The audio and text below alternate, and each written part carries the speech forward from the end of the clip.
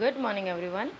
11th Commerce, subject Economics. Now, chapter number 4. Chapter number 4 है आपका supply same as demand. Demand में हम demand करते हैं गुड्स की और सप्लाई में हम प्रोवाइड करते हैं. So now introductions of this chapter. Demand and supply both are equally important determinants of price. In order to fully understand the concept of demand, it is necessary to understand the concept of supply. अगर हमें demand को अच्छे से समझना है तो हमें supply को भी साथ में समझना पड़ेगा, because both are interrelated. Considering the demands for various goods in the market, it becomes a function of the market. To ensure the supply of these goods, supply must be altered in accordance to change in demand.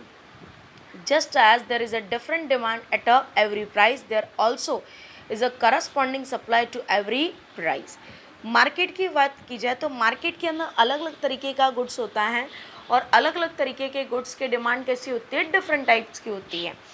किसी persons की mentality ये होती है कि हमें goods cheap price पे मिलना चाहिए, तो किसी पर्सन्स की मेंटलिटी ये होती है कि हमारा एक्सपेंस कितना भी हो बट हमें बेस्ट क्वालिटी का गुड्स चाहिए होता है. So demand is related to supply and both the things related to the price.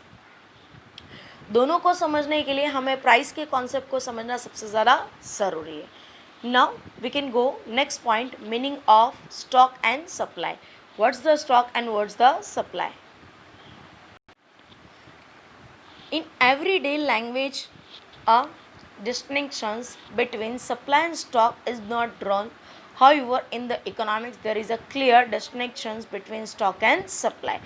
हर रोज़ हम इसके बीच में देखते हैं तो चेंजेस देखने को मिलता है. इकोनॉमिक की लैंग्वेज के अंदर यहाँ पे आपको समझाया गया कि how can be define the supply and stock, because 90% words और काम का जो होता है इनका सेम होता है. Now first is productions. Production is the quantity of goods created by the available factors of productions during a fixed time period. Fix time period में जो भी हमारे पास फैक्टर्स अवेलेबल्स होता है उससे हम जो गुड्स क्रिएट करते हैं that's called productions. Means whatever be created with the help of factors of productions and raw material, this is known as productions. Next आता है supply. It is that amount of productions which is a producer is able and willing to sell in the market. Means what? The amount of production जिसको producer sell करने की ability रखता है plus willingness रखता है at a given price and a particular point of time. जो market में current में प्राइस चल रही है उस प्राइस पर अगर देने को रेडी हो that is called supply. Next आता है stock. Stock is the total available amount of goods with a producers which can be offered for sale in the market as per the ability and the willingness of the sellers. Means the producer wants to sell in the market but not for current price. जो current में price होती है उस पर वो sales करना चाहता नहीं, तो सेल करने की विलिंगनेस है, एबिलिटी है, बट वो सेल करना चाहता नहीं. तो इस तरीके का जो गुड्स हमारे पास होता है that is called stock. Example में यहाँ हमारे पास दिया हुआ है trader of oil in Rajkot has 500 packets of oils. If he and she is not able in billings to sell it in the market at a given price at a given point of time then the supply is zero. Means what? उसके पास 500 oil के packet हैं but वो sell नहीं करना चाहता है, तो यहाँ पे पूरा का पूरा स्टॉक होगा, सप्लाई यहाँ पर क्या हो जाएगा आपका zero. But if he and she is able and willing to sell 300 packets from the available amount, then the supply of oil says 300, now 200 remains, it's called our stock. अगर 500 में से वो 300 सेल करना चाहता है तो 300 क्या हो जाएगा हमारा सप्लाई, और बाकी का जो 200 बचता है वो हमारा क्या हो जाएगा stock. Now before understanding the meaning of supply, it is important to clarify a few concepts. Supply को समझने से पहले हम कुछ पॉइंट्स देख लेते हैं. ये जो पॉइंट्स है इसमें कंफ्यूज होगी but I can clear it. First, willingness to sell. Sell करने की इच्छा रखता है बट वो सेल करता नहीं, he is willing to sell but not sells in the market. The entire amount of a good available with a producers or a trader is not called supplied. Producers के पास जो भी goods and services availables होती है वो supply कहलाएगा नहीं. It is a stock which will be become supply only when he and she is able and willing to sell at a given price at a particular point of time. वो आपका क्या कहलाएगा? Stock. लेकिन जब producer उसको market में sales करना चाहता है at a willingness but price and particular point of time, then it is become as a supply. Means what? वो सेल्स करना चाहता है बट सेल्स किया नहीं है, तो वो क्या हो जाएगा? हमारा स्टॉक. बट मार्केट में जो करंट में प्राइस है उस पर वो सेल्स करना चाहता है पर्टिकुलर पॉइंट ऑफ टाइम में, that is called supply.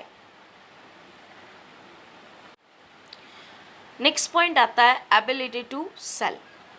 Ability to sell depends upon the availability of stock. आपके पास स्टॉक होगा तो आपके पास एबिलिटी है सेल्स करने की, बट आपके पास स्टॉक ही नहीं है तो आप एबल नहीं है सेल्स करने के लिए, because for the selling of the product we have to a stock of the goods and services.